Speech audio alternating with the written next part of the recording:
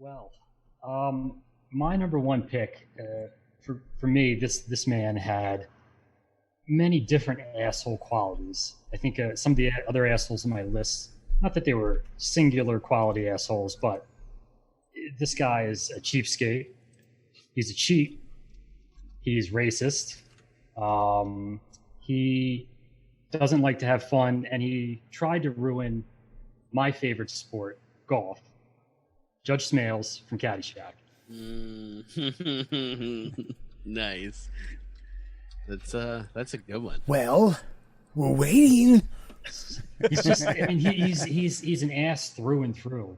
Yep. I mean, he's just everything. There's not one redeeming thing about him, and there's not one asshole. Just an asshole in so many different ways. Yeah, I think the line where he's like, "You'll get nothing, and you'll like it," to his grandson.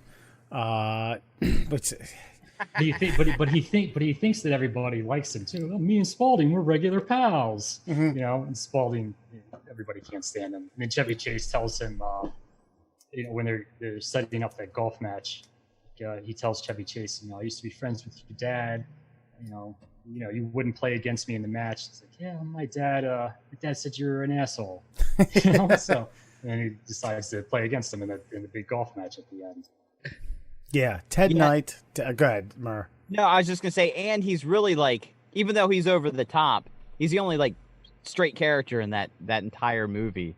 And in a way, everybody, if you really think about it, in that the Caddyshack world, the country club world, like he's really the only he's the only character that fits the setting.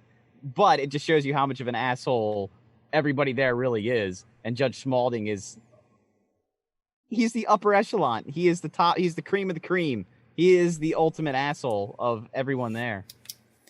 Yeah, and I think there's a few low level like Dr. Beeper, who's kind of an ass. I mean, but he's not like a mean ass. He's just kind of and then there's another one. I think the priest who laughs about the joke about the quote colored boy. I think as Judge Smails calls him, and there's the black guy in the locker room right there listening to this whole thing as he's telling this racist joke. Yeah. The priest laughs at him, which there's a few other, it's a country club. There's a few other assholes around, but Judge Smails is the king asshole of the country club. And he also tries to wield his power over Danny with getting him to, you can be a senator, win the caddy tournament, yada, yada. I'm a powerful judge. So everything he does is asshole. Yeah, it's in the Dangerfield stuff that those two back and forth is hilarious because he's Smails is the ultimate dick and Dangerfield's the ultimate poker. He's the ultimate like prodding someone in order to get a rise out of him. Yeah,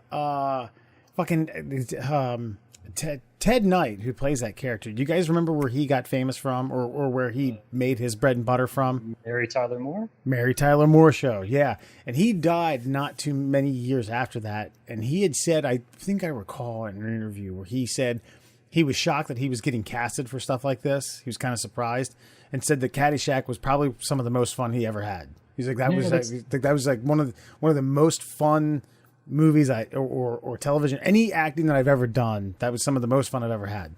It's funny that because I was just about to bring up, I saw a documentary about the making of Caddyshack, and multiple people on the cast and crew were saying that Ted Knight was sort of a serious comedian. He took his job seriously and everything, but everybody else there on that whole cast and crew, it was just a big party. And Ted was kind of getting pissed off that people were showing up all fucked up for shots and things like that. So he was kind of the Judge Smails almost of the shooting of the movie too. Yeah. I mean, I'm sure he's probably a decent guy. He's probably, I'm trying to work here. You guys are, we're trying to shoot a movie, have a little bit of decorum. Yeah. He's still the asshole of the group.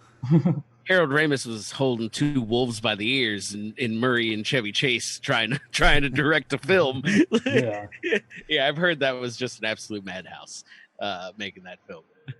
Yeah, I'm sure your entire cast and crew showing up like high as shit and probably tripping on LSD, and you're just trying to get through a scene without improving, and that's all they did was improv. Yeah.